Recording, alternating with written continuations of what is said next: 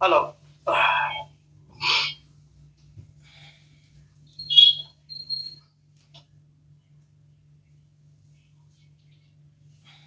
Okay, near PD for bifocal inset. Near PD से वो भी पता चलता है कि बाइफोकल लेंस में आपको कितना इंसेट देना है। इंसेट का मतलब क्या होता है कि जो आप टिप टॉप बाइफोकल या जो भी आप पिक कर रहे हो डी बाइफोकल, तो उसको कितना नाक की तरफ रखना है, कितना हमें नेजली ले जाना है उस चीज को। तो उस चीज के लिए कैलकुलेशन है डिस्टेंस का PD minus near PD divided by 2।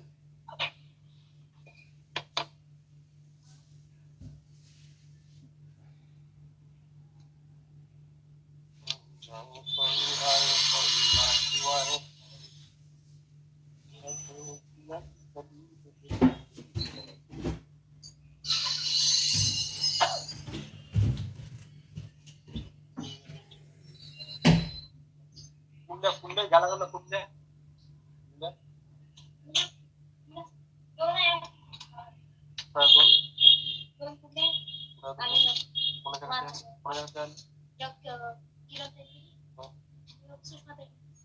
थोड्याला कुंडे थोड्याला आहे लहान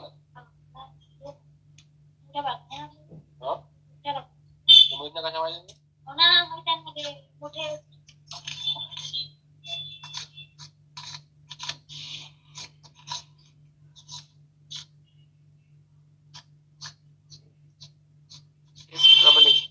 इंटरनेट थोड़ा परेशान कर रहा है आज।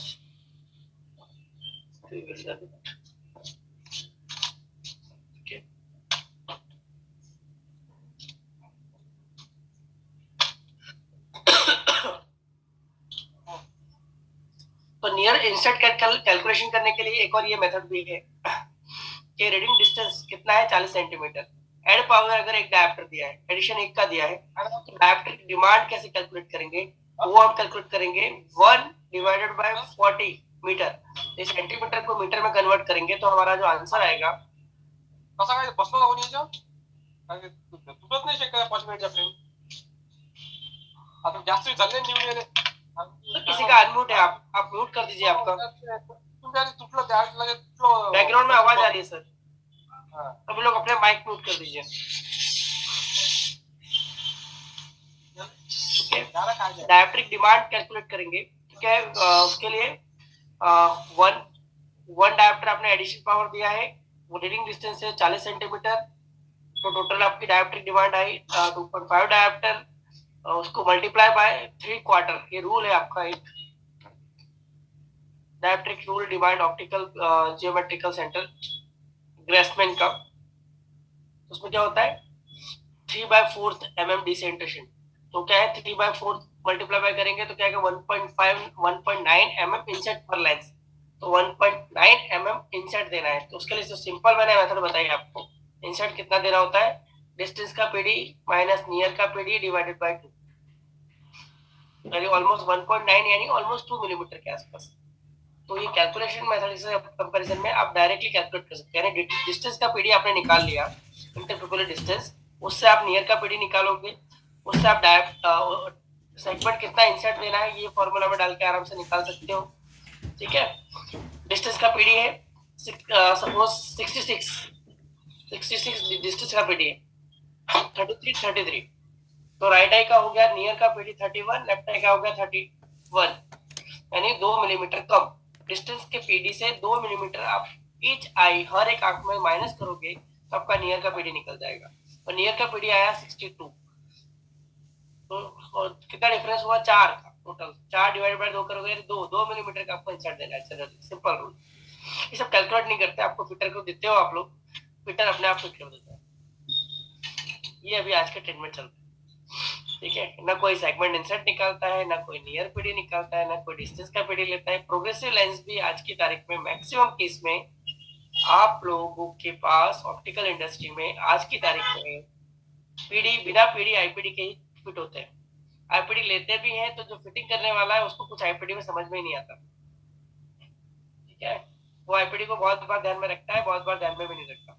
लेकिन अगर अच्छी जगह आप मैन्युफैक्चरिंग करवा रहे, फिटिंग करवा रहे हो स्टैंडर्डाइज जगह लैब में प्रॉपर फिटिंग हो रहा है, क्वेरी सॉल्यूशन स्टैंडर्ड लेंसेज हैं, तो उनमें वो सारी चीजें ध्यान में रखी जाती हैं। और कुछ प्रॉब्लम आता है, गलत पीडी फिट होके आता है, तो आपको उसका सॉल्यूशन भी मिलता है और आप उसका कारण पता करके उसका सॉल्यूशन भी निकाल सकते हो।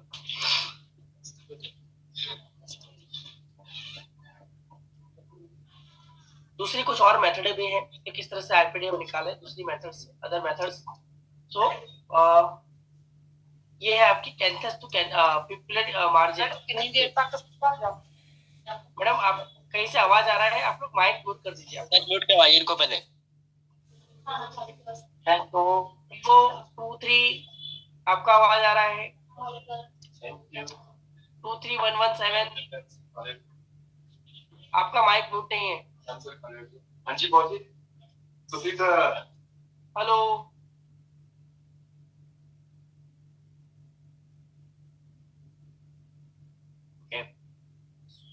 ये एक मेथड है आपकी पिपल की एज, पिपल की किनारी है वहां से लेके आप मेजर कर सकते हो। दूसरी मेथड है, अगर आपको ये मेथड में जाना है तो ये है पिपल की मार्जिन से, यहाँ से लेके राइट आई की पिपल की टेम्पोरल मार्जिन से लेफ्ट आई की नेजल मार्जिन तक, और राइट आई की नेजल मार्जिन से लेफ्ट आई की टेम्पोरल मार्जिन तक, इन दोनों डिस्टेंस को ऐड करो।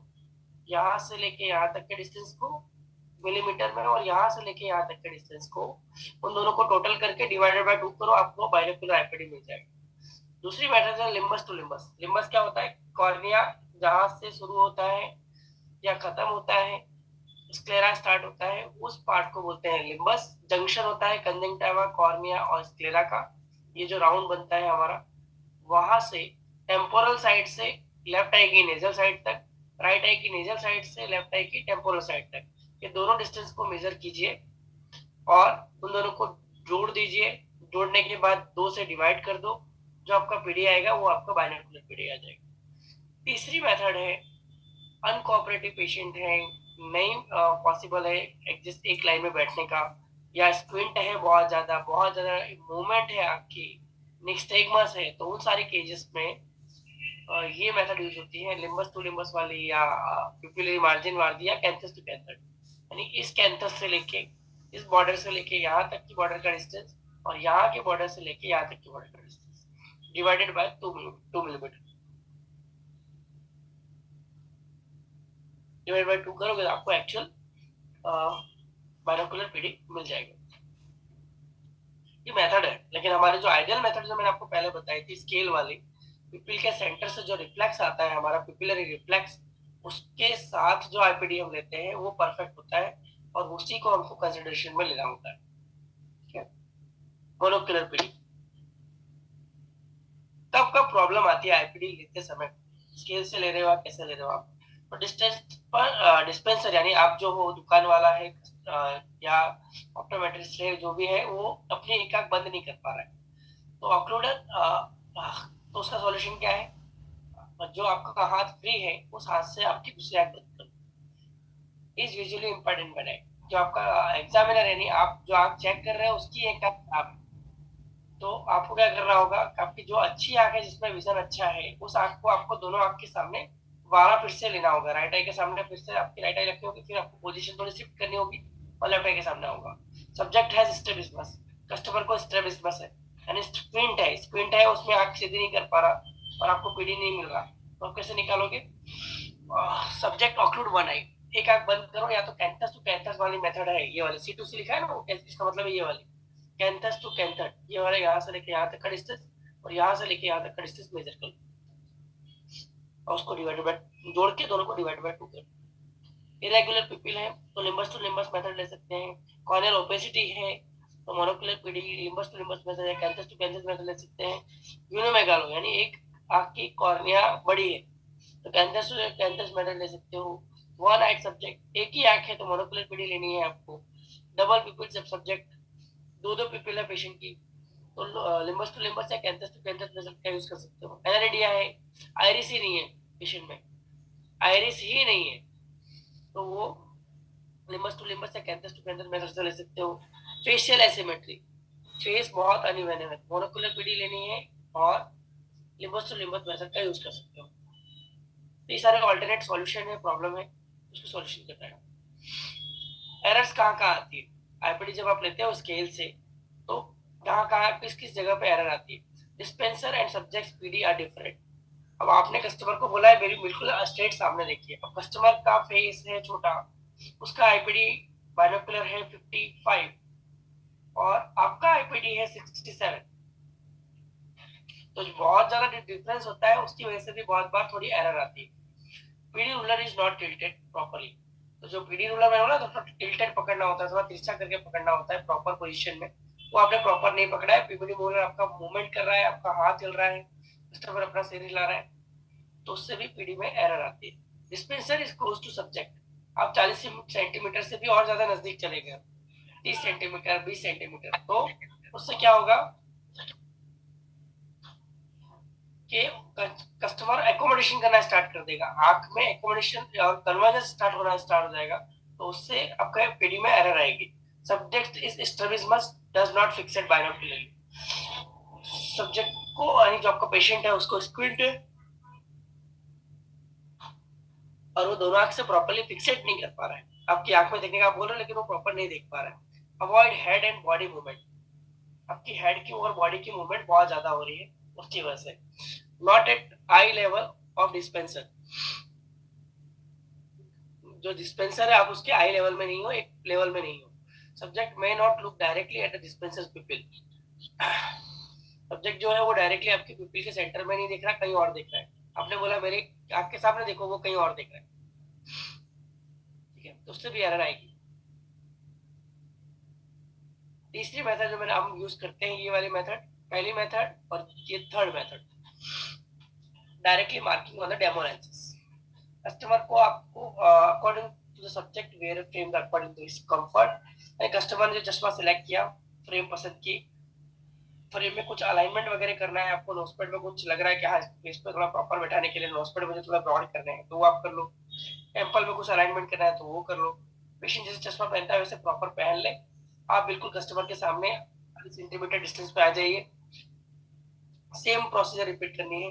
कस्टमर को बोलना है कि आपको मेरी जो आंख खुली है उसमें देखना है, कस्टमर जब आपकी राइट है उसकी लेफ्ट आई राइट आई से आपकी लेफ्ट आई में देखेगा, तो आपको डेमो लेंस फ्रेम में डेमो लेंस है उस पर मार्कर से डायरेक्टली डॉट कर देना है, जो रिफ्लेक्स आपको दिख रहा है पिपिल का, ये रिफ्लेक्स दिख रहा है लाइट, तो टॉर्च लाइट आपने डाली तो ये रिफ्लेक्स दिखेगा, उस रिफ्लेक्स पे आपको एक डॉट कर देना है। फिर आपको अपनी लेफ्ट आई बंद करनी है, कस्टमर को उसकी लेफ्ट आई से आपकी राइट आई में देखने का बोलना है, तो वो ग्लास पे डॉट कर दो, फिर से एक दो बार ये रिपीट करके देख लो कि डॉट मैंने किया है प्रॉपर आ रहा है नहीं आ रहा है। डॉट अगर प्रॉपर आ रहा है तो वो आपका ग्लास डेमो लेंस पे आपका पीडी हो गया।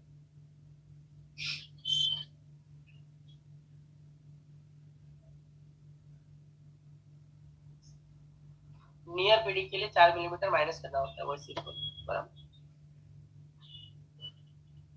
तीसरा इंस्ट्रूमेंट, तीसरी मेथड जो बहुत सिंपल है, इंस्ट्रूमेंट बेस, इसके लिए आपको पिपिलोमीटर खरीदना होगा।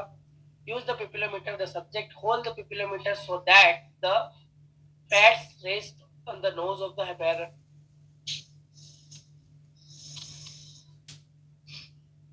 ये दिख रहा है आपको यहाँ पे नाक जैसा बना हुआ, ये कस्टमर की नोज पे रेस्ट करेगा, ये होता है, ये आपके कस्टमर के फॉरहेड पे रहेगा इस तरह से सामने, और ये आपके नोज पे कस्टमर की नोज पे रहेगा। आपको यहाँ से देखना है, आपको इस हॉल से देखना है और कस्टमर को इसके अंदर देखना है, तो एक लंबी लाइन, एक लाइट दिखेगी, लाइट सोर्स दिखेगा, देखो इमेज दिखेगी, तो उसको कस्टमर को फिक्सेट करना है दोनों आंख से।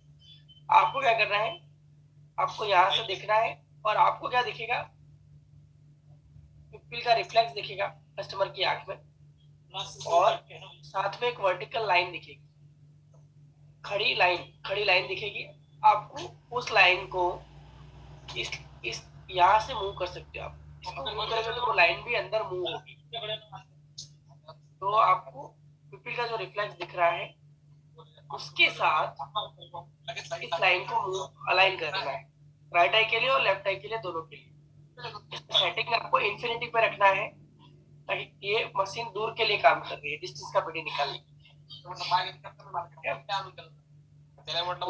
राइट आई का दिखेगा, और यहाँ लेफ्ट आई का पीडी दिखेगा और बाइनोकुलर पीडी आपको यहाँ दिखेगा। सपोज यहाँ 31 है, यहाँ 32 है, आपको मिलेगा 60 यहाँ पर। ठीक है, ये पिपिलोमीटर होता है, उससे आप डायरेक्टली पीडी निकाल सकते हैं इजी।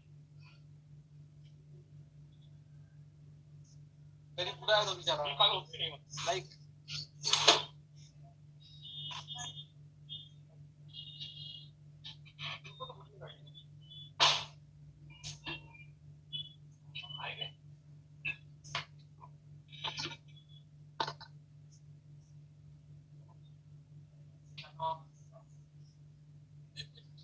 तो डिस्टर्ब कर रहे हैं वो लोग, I don't know why they are okay.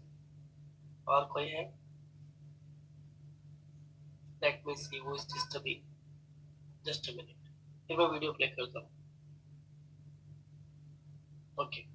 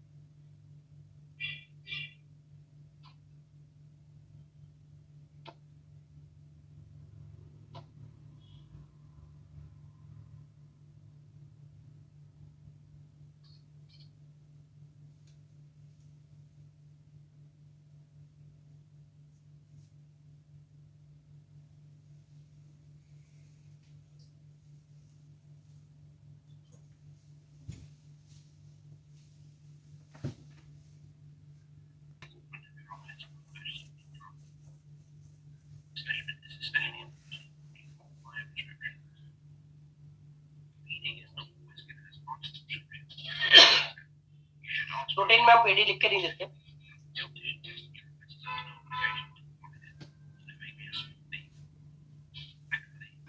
कैसे लेना है पीडी, इसकी मेथड।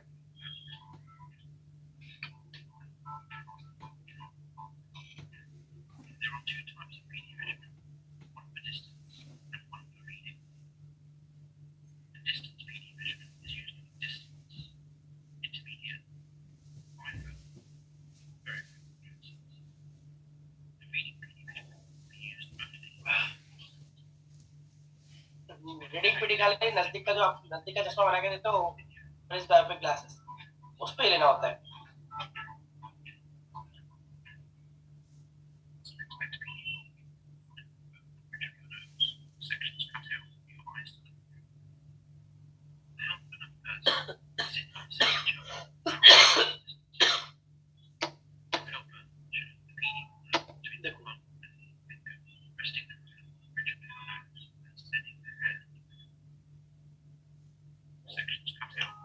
ये देखो, ये आए देखो 40 मिलीमीटर, 30 मिलीमीटर, 20 मिलीमीटर, ये पूरे रीडिंग यहाँ लिखोगे। ये जो रिफ्लेक्स जिसके सामने आ रहा है, कस्टमर जब हमारी प्रॉपर आंख में देख रहा है, तो वो हमारा पीडी होता है। यही आपको वीडियो में दिखाएंगे। देखो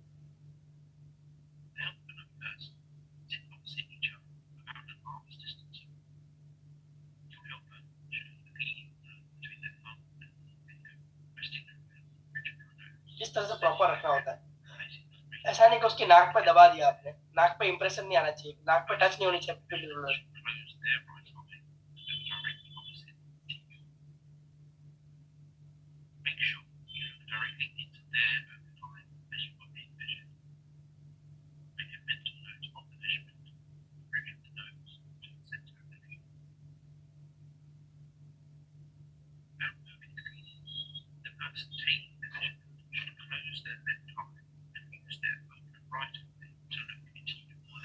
कस्टमर ने ये वाली आंख बंद की, तो एग्जामिनर ने, तो कस्टमर अपनी लेफ्ट आई से कस्टमर के राइट आई में देख रहा है। जब कस्टमर ने राइट आई बंद की थी, तो एग्जामिनर ने राइट आई बंद की थी, तब कस्टमर उनकी अपनी राइट आई से लेफ्ट आई में देख रहा था। तो 31 कितना हुआ टोटल? 62। ये हो गया मोनोकुलर पीडी की मेथड। दोनों को ऐड कर दो तो बाइनोकुलर पीडी में ऑटोमेटिकली मिल जाएगी। ये प्रोसीजर एक दो बार रिपीट करके देख लेने का। 55 से 72 के बीच में पीडी आता है आपका। ओके, बट पीडी रूलर नहीं होता, ऐसा स्केल हो कोई भी तो स्केल से भी आप पीडी मेजरमेंट कर सकते हो।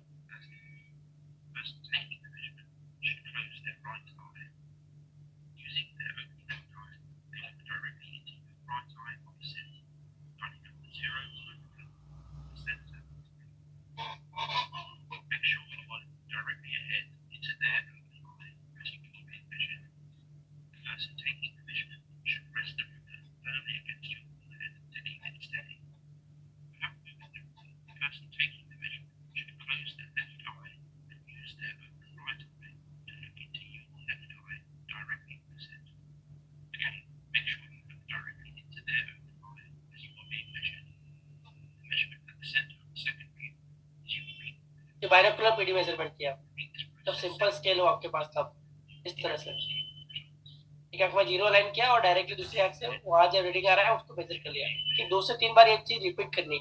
एक बार आपने पीडी लिया, फिर ऐसा नहीं कि तुरंत आप बंद कर दो माइंड प्रोसीजर, आपको 2-3 बार रिपीट करके देख लेना है। एक बार फिर से आंख बंद करके देख लो, ये कर लो।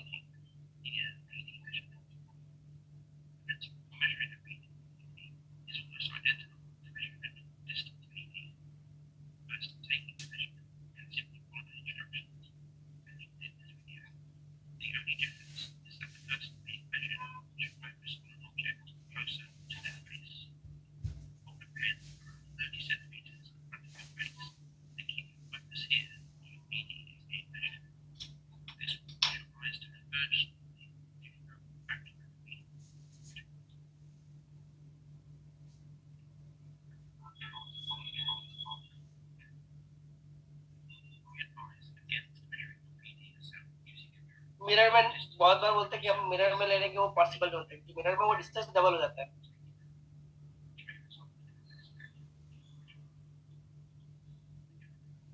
डिस्टेंस डबल हो जाएगा तो आपका पीडी गलत आएगा।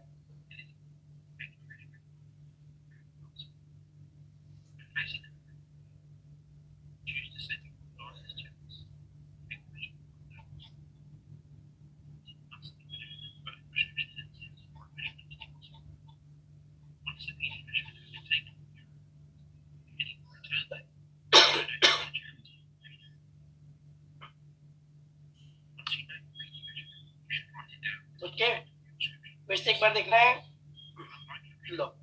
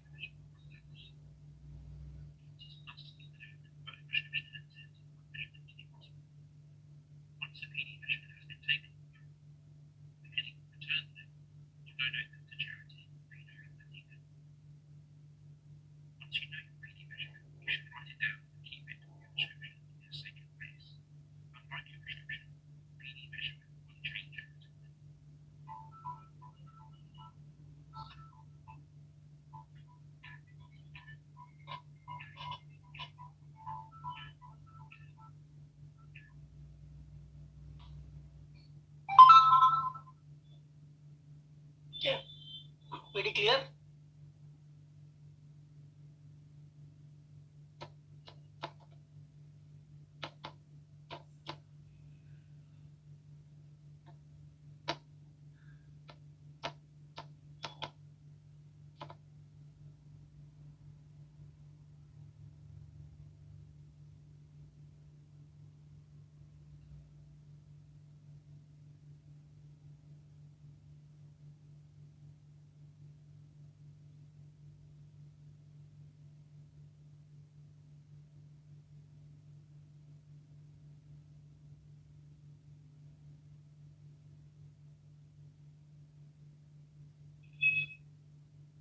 Okay.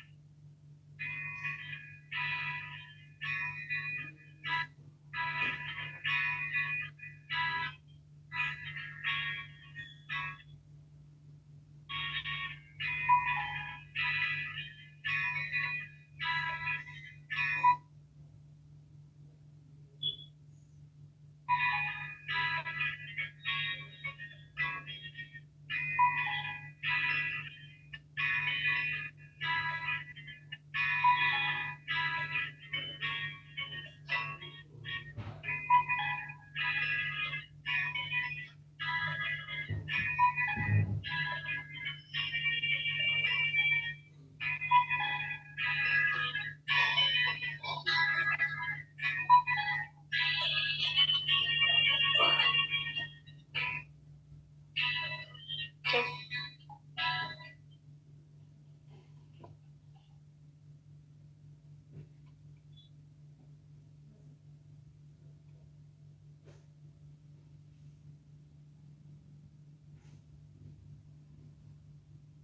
कैसा लेना है पीडी? आज से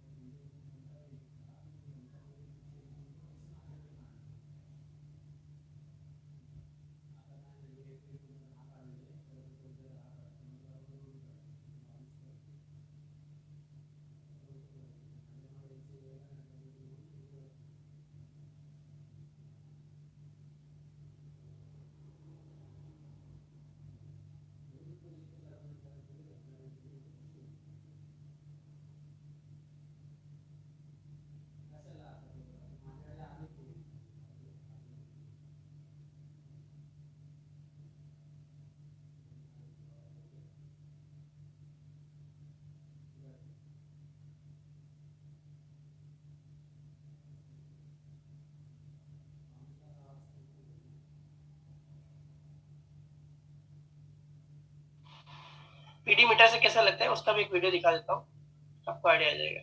1 minute.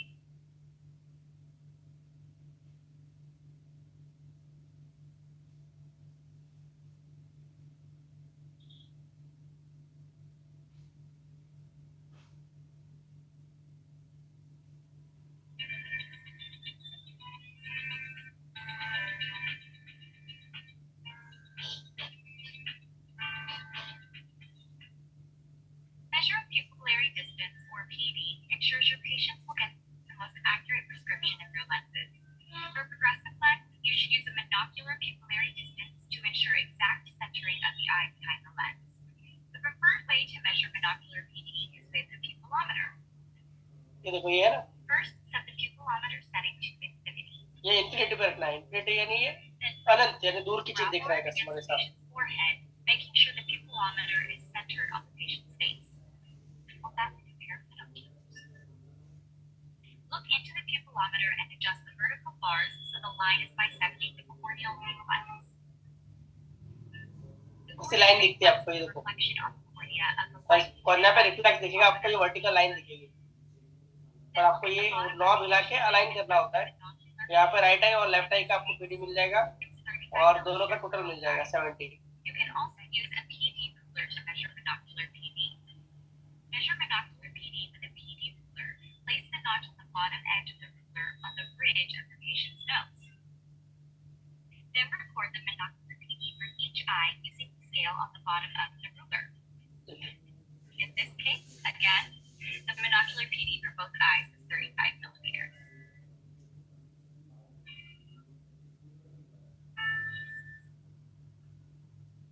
Okay? Clear?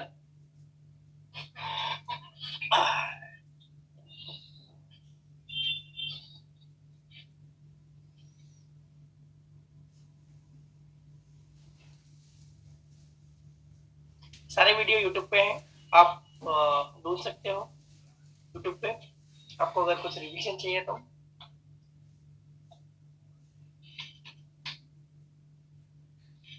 IPD related कोई डाउट, कोई क्वेश्चंस?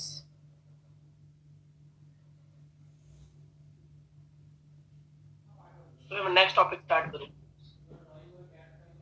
स्क्विंट अगर है तो सर प्रोग्रेसिव उसको कंफर्ट रहेगा?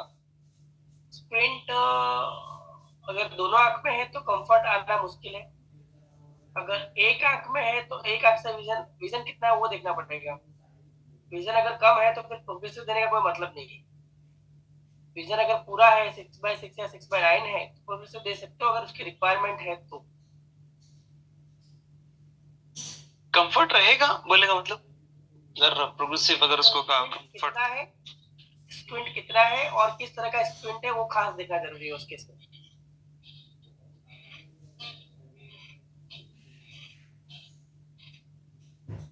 जनरली ऐसा रूल होता है कि एक आंख वन आइड पेशेंट हो या पुअर विजन हो तो प्रोग्रेसिव लेंस हम नहीं देते। तो उसके लिए बाइफोकली बेस्ट है। हाँ, बाइफोकली बेस्ट रहेगा उसके लिए। बाइफोकल या सिंगल विजन दोनों में से कोई एक। नहीं मतलब अगर बाइफोकल पेशेंट है आफ्टर 40 वाला है तो मतलब दो ऑप्शन होते हैं ना, मेरे पास दूर का चश्मा अलग, नियर का अलग, तो बाइफोकल या progressive. Okay okay sir.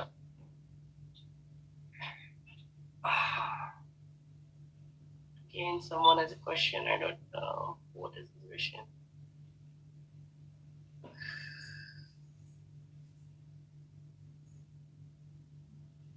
How to check near PD?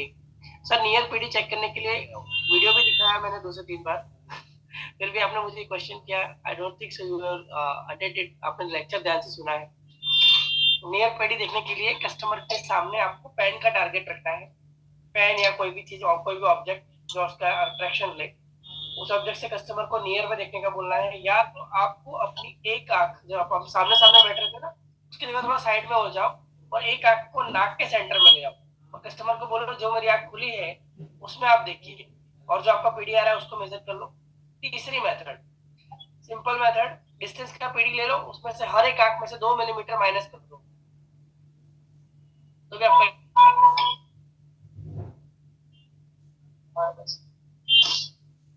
Okay. Sir clear हुआ? बोलो भाई।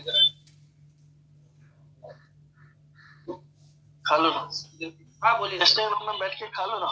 कोई आएगा नहीं आता यार, दोपहर में कोई नहीं। अच्छा खा लो, म्यूट हो जाइए आप। इधर घूम के खाओ ना, इस पे रखो और उस पे बैठ जाओ। हाँ हेलो भैया म्यूट कर लो। हेलो कर लीजिए सर, आपका आवाज आ रहा है।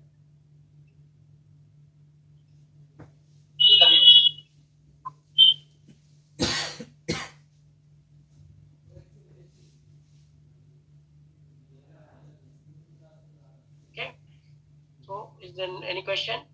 आईपीडी अब लेना आना चाहिए सबको। आईपीडी में गड़बड़ नहीं होनी चाहिए, इसमें गड़बड़ होती है तो मैं मार्क्स नहीं देता, 0 नंबर देता हूँ। आईपीडी में अगर गड़बड़ की तो 0 नंबर।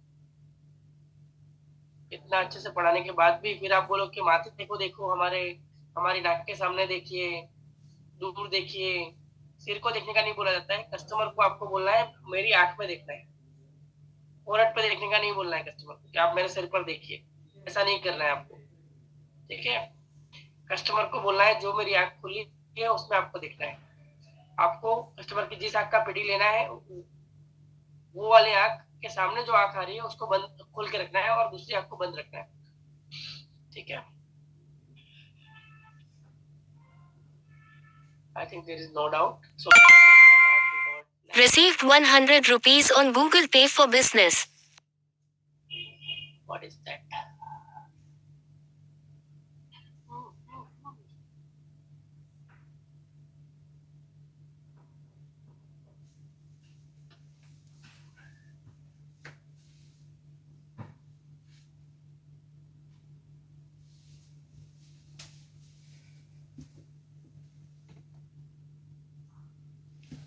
हेलो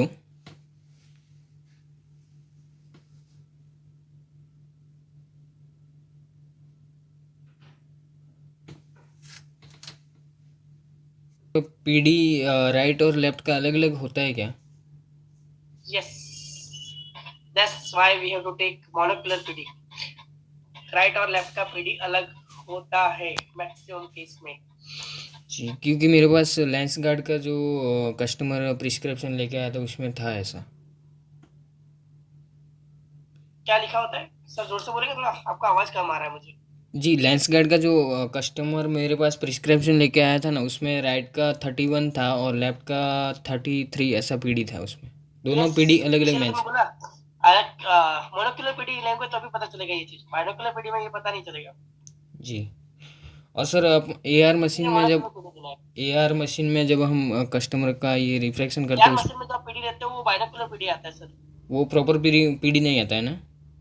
नहीं, बाइनोक्यूलर आता है वो, प्रॉपर हो सकता है लेकिन बाइनोक्यूलर होता है, यानी दोनों आँख का कॉमन होता है जोड़ के। अब जी। राइट का 31 हो, लेफ्ट का 33 हो, हम्म। तो 64 तो आएगा, लेकिन ये नहीं पता चलेगा कि राइट का 31 था, लेफ्ट का 33 था। आप दोनों को 62 कंसिडर 32 कंसिडर करना होगा आपको।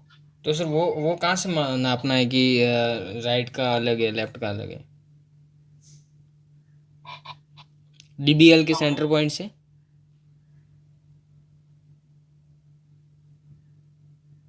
हेलो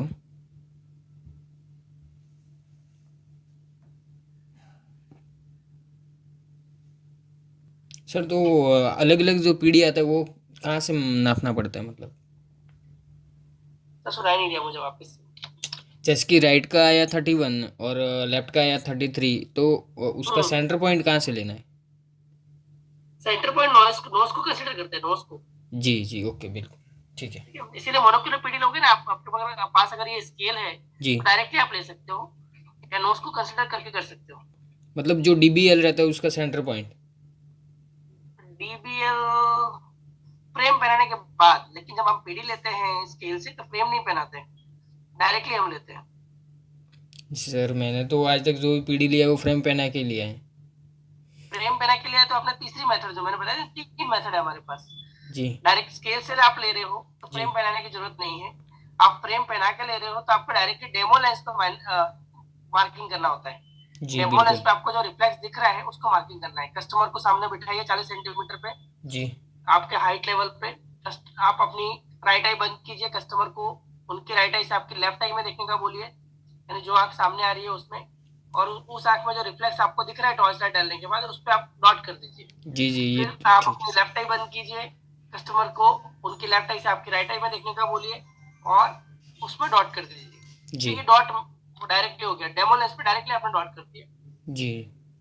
और जब भी हम प्रोग्रेसिव लेंस देते हैं तो आई प्रीफर दोनों मेथड, यानी स्केल से भी लेना है पीडी, जी और साथ में जो फ्रेम कस्टमर ने पसंद किया है उस पे डेमो लेंस पे भी मार्किंग करना है। जी, ठीक है, okay sir, thank you. Received 650 rupees on Google Pay for Business. Thank you sir.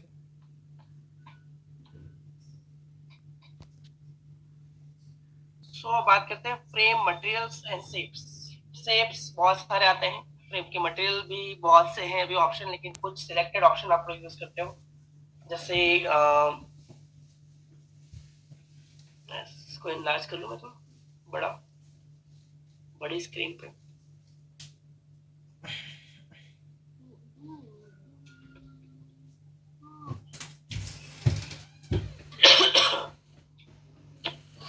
सो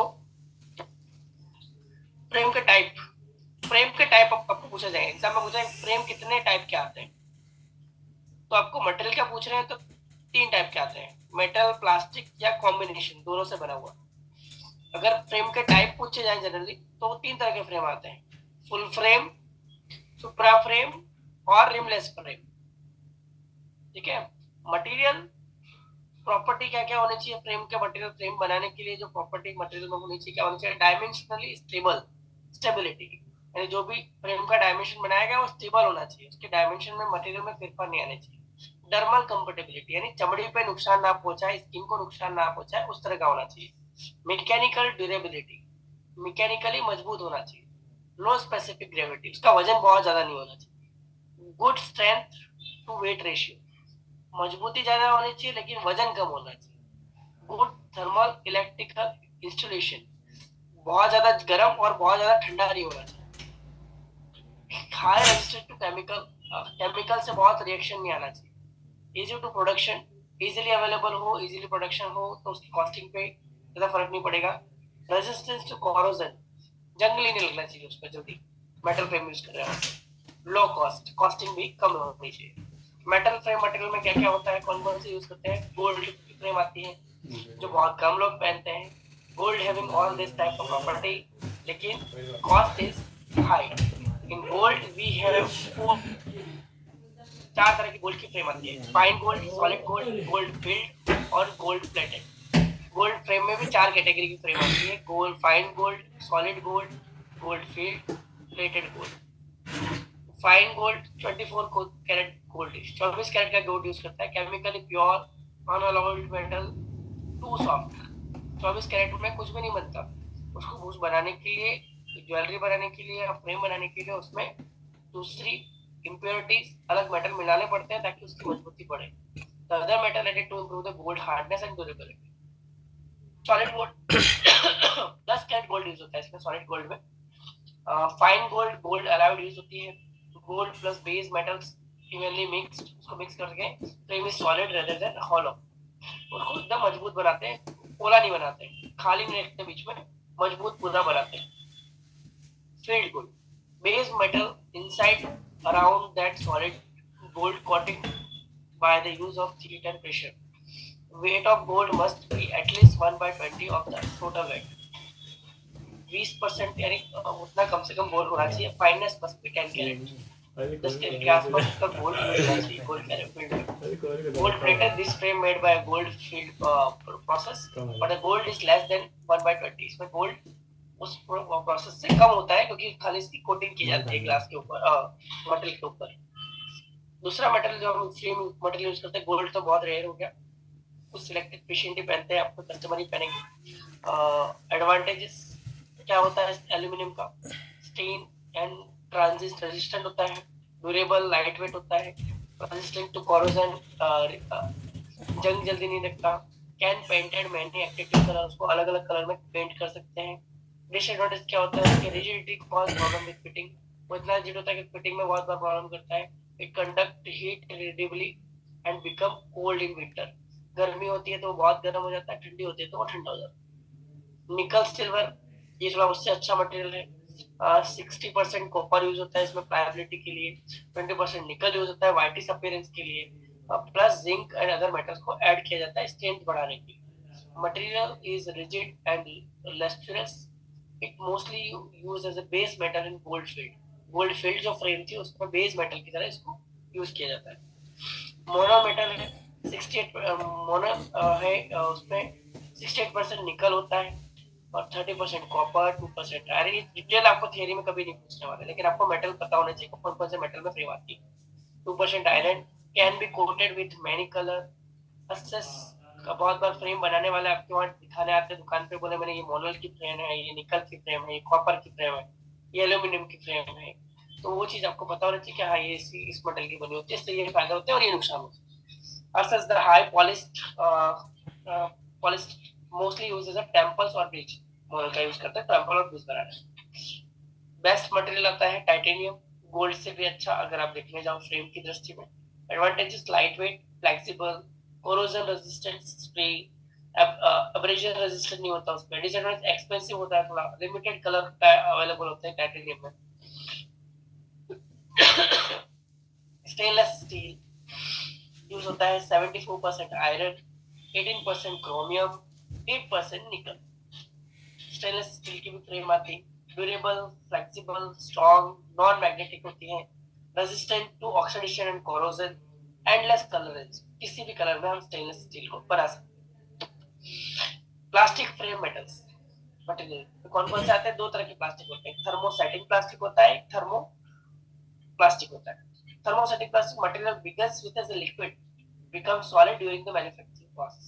यानी ये क्या होता है, लिक्विड की तरह होता है प्लास्टिक का मटेरियल, उसको जिस शेप में डालना है उस शेप के डाई में डाला जाता है, उस शेप का वो शेप ले लेता है और हार्ड हो जाता है ठंडा करने के बाद। Once product had been manufactured, it never again softened to any significant extent. उसको दोबारा सॉफ्ट करके एकदम सॉफ्ट एक्सटेंट तक नहीं ला सकते एक बार बनने के बाद। थर्मोप्लास्टिक क्या होता है, has property of softening when heated, यानी एक बार आपने गर्म किया तो फिर सोप दिया, फिर बाद में आपको दोबारा कुछ बनाना है उसमें से, तो उसको दोबारा सॉफ्ट करके फिर से हार्ड करके दूसरा शेप भी बना सकते हो। Basic structure of the material remain same, polymethyl nitrate, cellulose nitrate और सेलुलोज एसीटेट की जो फ्रेम आती है वो आपकी थर्मोप्लास्टिक फ्रेम में आती है। ओके, और पॉलीकार्बोनेट जो मटेरियल आता है वो आता है आपका थर्मोसेटिक प्लास्टिक का। सेलुलोज नाइट्रेट के फायदे क्या होते हैं, advantages over the cellulose acetate. Cellulose nitrate के फायदे सेलुलोज एसीटेट के ऊपर, यानी सेलुलोज एसीटेट के ये गैर नुकसान हो गए और सेलुलोज नाइट्रेट के बेनिफिट हो गए। मोर टफर, सेलुलोज एसीटेट से ज्यादा टफ होता है. Can be made thinner frame, cellulose nitrate से as compare to cellulose acetate के कंपैरिजन में पतली फ्रेम बना सकते हैं. Harder surface, hard surface create कर सकते हैं. इजी टू वर्क और better dimensional stability as compare to cellulose acetate. Cellulose acetate के क्या फायदे हैं सेलुलोज नाइट्रेट के ऊपर? फास्टर प्रोडक्शन थोड़ा फास्ट होता है एसीटेट की फ्रेम में. मोर कलर अवेलेबल, कलर बहुत सारे अवेलेबल है. लेस कंबस्टिबल, उसमें कंबस्टिबल नहीं होता. ऑप्टाइल क्या होता है? Thermostatic material. Optyl thermostatic material है ये. एडवांटेजेस क्या है? Hardness, high lustre, non flammability, dimensionally stable, lightness in weight. Often it is thermostatic material. It becomes soft and pliable heated above 87 degree. 87 degree से ज्यादा अगर गर्म किया जाए तो थोड़ा बहुत उसको अलाइनमेंट वगैरह कुछ करना है तो हम कर सकते हैं. Cellulose acetate प्रोप्यूरेट.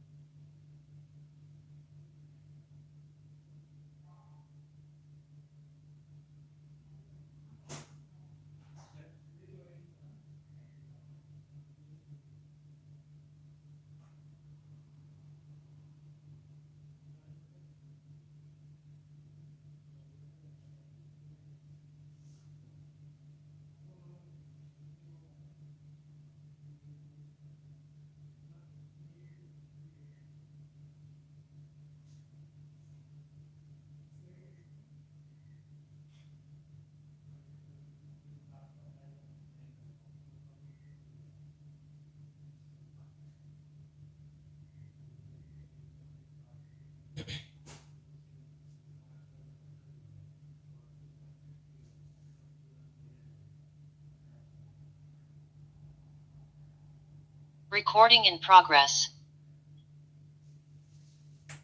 क्वेश्चन तो आप लोग होते नहीं. टेम्पल क्यों बोलते हैं? मेरा एक क्वेश्चन है. टेम्पल, इसका चश्मे की डंडी का नाम टेम्पल क्यों रखा गया? Anyone have idea? किसी को पता है?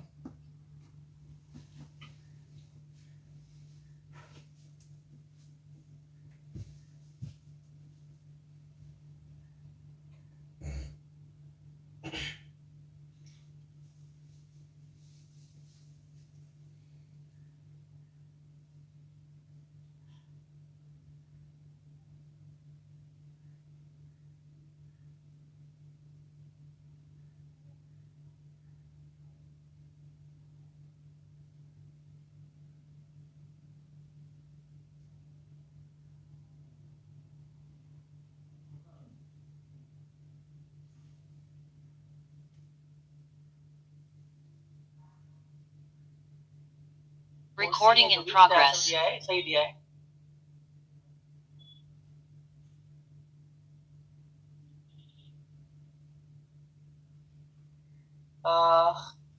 Temporal bill.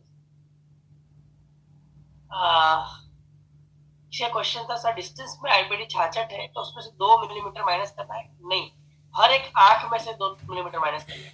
डिस्टेंस पीडी आपका 66 है, वो बाइनोकुलर पीडी है सर. और नियर पीडी के लिए ईच आई, अगर आप 66 है तो उसको डिवाइडेड बाय 2 करो तो क्या आएगा? 33 आएगा आपका. यानी राइट आई का पीडी 33, लेफ्ट आई का 33, उसमें से 2 मिलीमीटर आप माइनस कर रहे हो तो आपका पीडी आएगा 31 नियर के लिए. एंड बाइनोकुलर पीडी में से टोटल 4 मिलीमीटर माइनस करना है और मोनोकुलर पीडी में से 2 मिलीमीटर माइनस करना है ईच आई के. Any other question? सर आप बोल रहे थे टेम्पल, क्यों बोलते हैं उसको? टेम्पल का क्या हुआ सर? आवाज़ नहीं आ रहा था उसके बाद आप हाँ बोलिए सर। टेम्पल का बता रहे थे ना आप?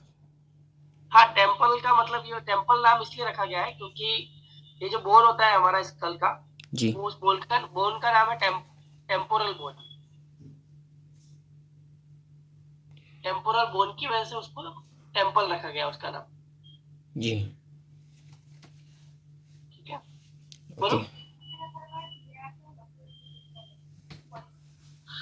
2 मिनट बैठो, 5 मिनट।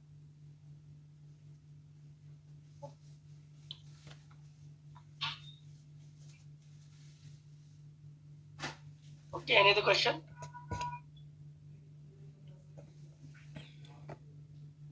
No sir.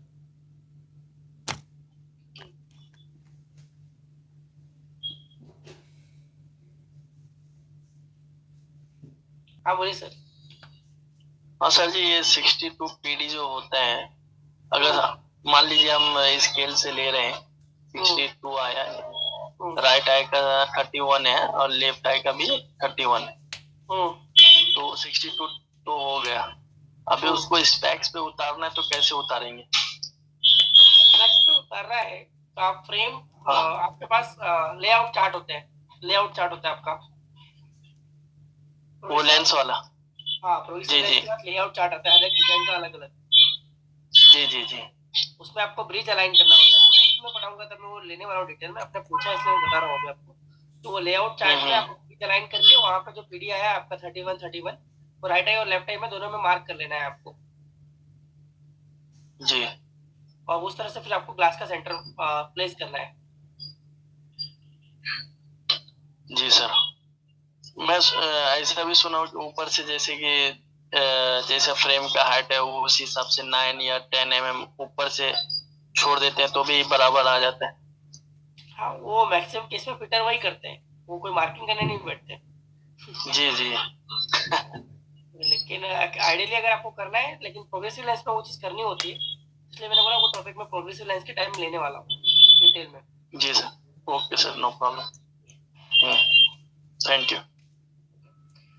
एक क्वेश्चन है, एक सेकंड सर। नियर की पीडी क्यों लेनी चाहिए? नियर की पीडी इसलिए लेनी चाहिए क्योंकि जब भी हम नजदीक का चश्मा बना रहे हो तो हमारी आंख नजदीक के लिए देखती है, तो आंख हमारी कन्वर्ज होती है, यानी दोनों आंखें नाक की तरफ अंदर की तरफ आती है। वो जब कन्वर्जेंस होता है उसकी वजह से जो हमारा डिस्टेंस का पीडी होता है, सीधी आंख होती है, तो उससे पीडी कम हो जाता है, घट जाता है। तो जो प्रिज्मेटिक इफेक्ट जो हमको लानी है, नहीं चाहिए नजदीक के चश्मे में, उसको अवॉइड करने के लिए नियर का पीडी लिया जाता है जब हम नजदीक का चश्मा बना रहे हैं। सेम पर्पज वही होता है, लेकिन नियर का पीडी इसलिए जो चश्मा नजदीक के लिए बना रहे हैं इसलिए। एक और क्वेश्चन है, ऑटो रिफ्रैक्टोमीटर से जो आईपीडी आती है वो सही होती है? Usually it is correct most of the time, but बहुत बार वो गलत भी होती है। बहुत बार पेशेंट आंख हिला दे, मूवमेंट कर दे, हेड मूवमेंट कर ले, थोड़ा सा इधर उधर कर ले, तो उससे वो पीडी बदल जाती है। It is not that much reliable, और वो बाइनोकुलर पीडी होती है, मोनोकुलर नहीं होती। ओके,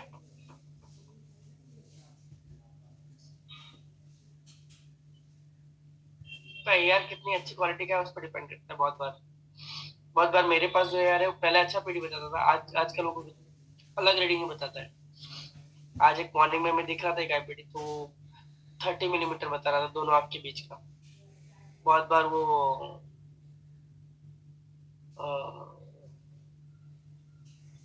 कुछ भी रीडिंग देते हैं, 90 इज नॉट पॉसिबल। ठीक है सर जो इट्स नॉट इशू।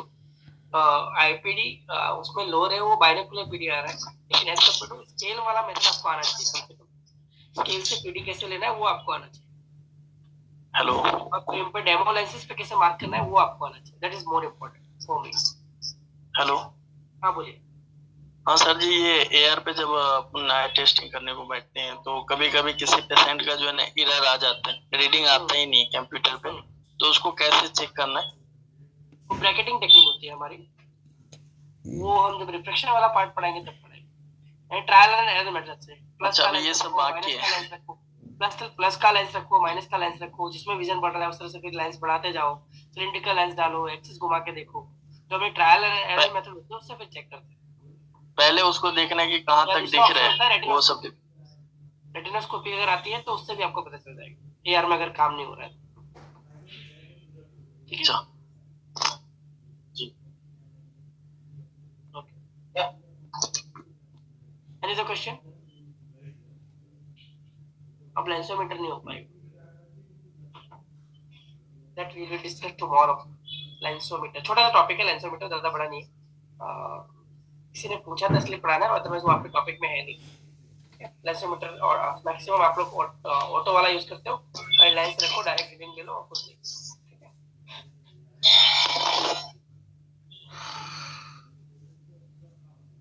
और कोई क्वेश्चन? नो? यस और नो?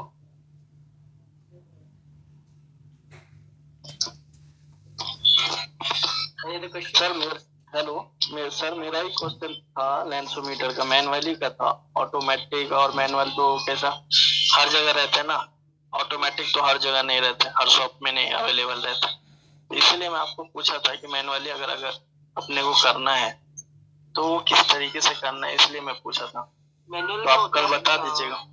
मैनुअल में स्फेरिकल लेंस है तो डायरेक्टली आपको पता चल जाएगा। आपको उसमें ड्रम होता है, जी राउंड सर्कल रहता है। उसको आप ग्लास को अलाइन करो, उसमें आपको मायर्स दिखेंगे। आपको मायर्स को आपको सेंटर में लाना है और पावर ड्रम से जहां एकदम लाइन क्लियर हो रही है, शार्प हो रही है, वो पावर आपको पता चल जाएगी। ठीक है। अगर सिलिंड्रिकल पावर है तो आपको उसमें एक्सिस पे रोटेट करके देख सकते हो, और एक मेरिडियन किस पावर पे क्लियर हो रही है और एक मेरिडियन किस पावर पे क्लियर हो रही है। फिर उसका आपको ऑप्टिकल क्रॉस बनाना होगा, और उससे फिर आपको उसको ऑप्टिकल क्रॉस में से ऑप्टिकल फॉर्म आपका स्फेरिकल सिलेंडर फॉर्म में लाना होगा।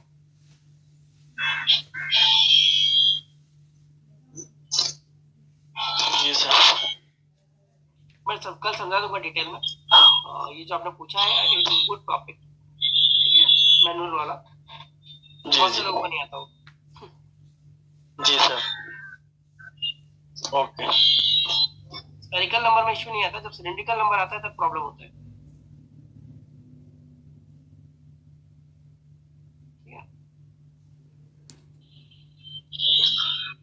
स्पेरिकल और सिलेंड्रिकल में भी सिंगल विजन में नहीं आता, बट उसमें बायफोकल अगर समझो क्रिप्टॉक का नियर विजन का निकालना है, उसमें सिलेंड्रिकल पावर है तो ज्यादा प्रॉब्लम होने लगता है, क्योंकि उसमें एडिशन ही समझ में नहीं आता कि क्या है एक्चुअली इसका। वो होता है क्योंकि प्रिज्मेटिक इफेक्ट होती है, उसकी वजह से ऑप्टिकल सेंटर मैच नहीं होता। जी जी। इसलिए मैनुअल तो अभी बहुत आउटडेटेड हो गया, बहुत जगह नहीं होता, मैक्सिमम अब तो यूज नहीं करते लोग। जनरली अब यूज होता है ऑटो वाला, या तो लेंसोमीटर नहीं है तो आप हैंड न्यूट्रलाइजेशन, हाथ से न्यूट्रल करके भी पता कर सकते हैं। ठीक है। हैंड वाला ज्यादा आसान है या मैनुअली आसान? हैंड वाला as compare to my experience. कल बता दीजिएगा, वो ज्यादा अच्छा रहेगा। ठीक है। हैंड न्यूट्रलाइजेशन मैंने पढ़ा चुका हूँ मैं एक्चुअली। एक बार मैं रिपीट करवा दूंगा, नो इशू। नहीं, वो तो आप हमें बताए थे कि जैसे स्पेरिकल समझो -1 स्पेरिकल है तो +1 डाल के वो 0 हो जाएगा, वो तो न्यूट्रल हो गया। और -1 में -1 है तो +1 में +1 सिलेंडर, अगर समझो 180 है तो एक्सिस जो है वो वही रखना है तो न्यूट्रल हो जाएगा। हाँ, तो अगर अपने को हैंड से ही एक्सिस मारना है तो कैसे मारेंगे? Receive 2000 rupees on Google Pay for Business. अच्छा। एक्सिस मार्किंग चार्ट का यूज करना होगा आपको मैनुअल वाले का। आपको पहले प्राइमरी मेरिडियन ढूंढनी होगी, उसको मार्क करके फिर आपको जितनी एक्सिस चाहिए उतना ग्लास रोटेट करके फिर वहां आपकी एक्सिस मार्क करनी होगी पेंसिल से, वाटर मार्कर से, और वो एक्सिस पे आपको फिट करना होगा। एक्सिस मार्किंग चार्ट आप बोलते हैं, एक्सिस जी जी, एक्सिस मार्किंग चार्ट आता है। जी सर। उस पर रख के करना होगा फिर आपको। ये तो हो गया सिर्फ नंबर मालूम करने के लिए, मतलब हैंड नॉर्मल है, एक्सिस मार्किंग करने के लिए वो एक्सिस मार्किंग चार्ट जरूरी है। हाँ, वो चीज जरूरी है, उसके बिना नहीं कर पाओगे आप। जी जी। नहीं, मुझे ऐसा लग रहा था कि मतलब जैसे नंबर न्यूट्रल कर लेते वैसे एक्सिस भी होगा कुछ मारने का, तो सीख लेते हैं। चार्ट रखना होगा ना आपको कि कितना एक्सेस है। हम्म। 5 डिग्री 10 डिग्री में आपको पता कैसे चलेगा? जी okay sir. So, any other question? Okay, so we can end here. Okay, thank you. No, sir, no question.